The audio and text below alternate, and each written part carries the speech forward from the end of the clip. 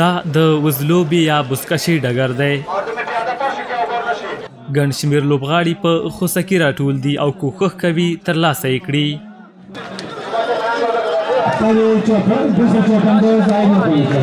بالاخره یو پهلوان توانیږي خوسکی یا حلال له ځمکې راپورته کړي. یرغا آسونه په ډېره ځغاسته روان دي. چاپنداز غواړي دغه خوسکی ټاکل شوې دایرې ته ورسوي او د جایزې ترڅنګ یوه نمره ترلاسه کړي.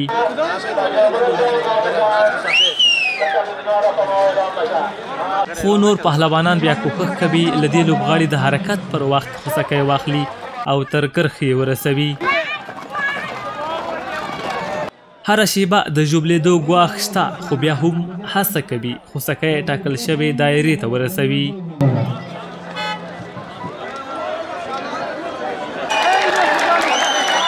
د لوبې په دې برخه کې د نجیب پهلوان په نوم چاپنداز توانیږي خوسکی تر ټاکل شوې دایرې ورسوي او د 300 امریکایي ډالرو جایزې ترڅنګ یوه نمره هم ترلاسه کړي.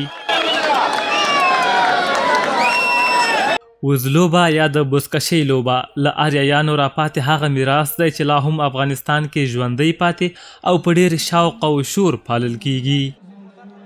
دا له سلو زیات هغه چاپاندازان دي چې له ډلې به یو شمېر د بلخ منتخبې لوبډلې ته وټاکل شي. بلخ ولایت کې د وزلوبې فدراسیون مشر حاجي محمد اسماعیل ملازاده وایي روانې سیالۍ د غوره استعدادونو د موندلو لپاره پیل کړي چې د ولایت په کچه لوبو له خلاصېدو وروسته به منتخبه لوبډله کابل ته د سیالیو لپاره لیږي. امروز بیشتر از 150 رأس اسب و چوپاندازا اشتراک کرده بودند در این مسابقه و انشالله که آمادگی های مسابقه بین ولایتی را میگیریم و از همین معلوم میشه که 150 اسب کم اسب نیست و کم چوپانداز نیست. الحمدلله بر ما خیلی رضایت بخش بود. بزکشي هره شیبه له ځان سره د ژوبلېدو ګواښ لري خو ځینې یې په دردونو هم نه دي او په ډېر شوق لوبې ته دوام ورکوي.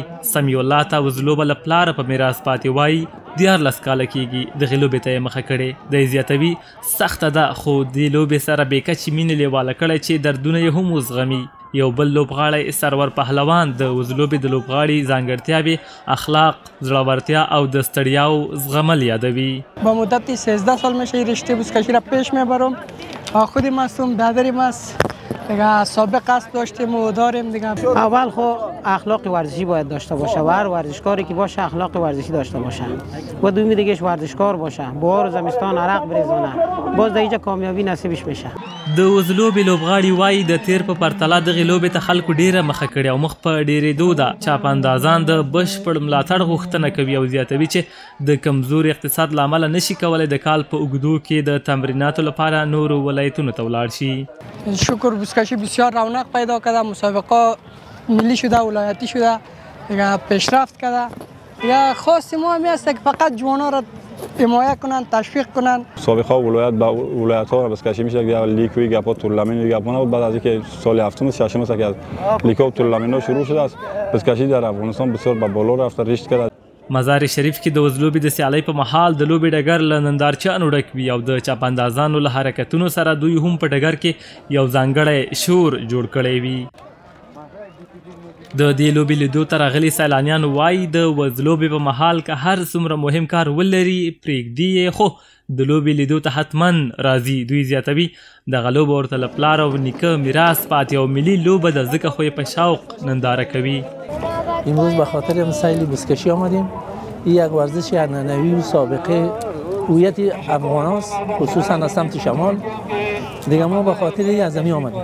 دا بزکشینو لپلرونو لنیکونو نه خلکو ته پاتې دا یو رسم و عنعنات و دغه د خلکو که سپورت ورته وایي که رسم و عنعنات ورته وایي د دې افغانستان د خلکو دي. نو مقصد اسونه لري چاپاندازان لري نو این دغسې شوقونه کوي نو دا خو د هر چا شوق ده. ورته مهال د وزلوبې پخواني چاپاندازان د اوسني دور وزلوبې په اړه وایي چې دغې لوبې ډېر لږ بدلون کړی. د ټورنمنټونو جوړېدل، د خوسي وزن کمیدل یې پخوا سره توپیر کوي خو نور ورسره همغه شورمل وي. او وقت گلایه بود حالا نه تیم شده و مسابقه شده. او وقتای ما مردم گوساله بود 60 کیلو 50 کیلو گوساله بود. حالا یک مسکو جور شده. باز در جوانا خوب شده کم سبکتر شده. در وقت ما مردم بسیار گران بود. دا دسی خبره ده چې اوس لمق زمانه نم عین د ظاهر خان زمانه نه د ما یادېږي د ظاهر خان په زمانه کې دا څه بلا ورته یا کابل ته لیک ورته وایي که چی شی ورته وایي دا و خلک بتله او اوس هم چې کوم ده هماغه سته اوس هم دا هماغه بوسکشي ده هماغه هغه ده کوم تغییر یې نه ده کړی کوم اوس لوبه د افغانستان ملي لوبه ده چې د خلکو په منځ کې ډېر مینوال لري. د دې لوبې تاریخ د مقدوني اسکندر د لښکرکشیو پورې تړل شوی. دغه لوبې د هېواد په نورستان، بلخ، جوزجان، فاریاب، سرپل، سمنګان، بدخشان، بغلان، تخار، کندوز، کابل او پروان ولایت کې ډېر مینوال لري.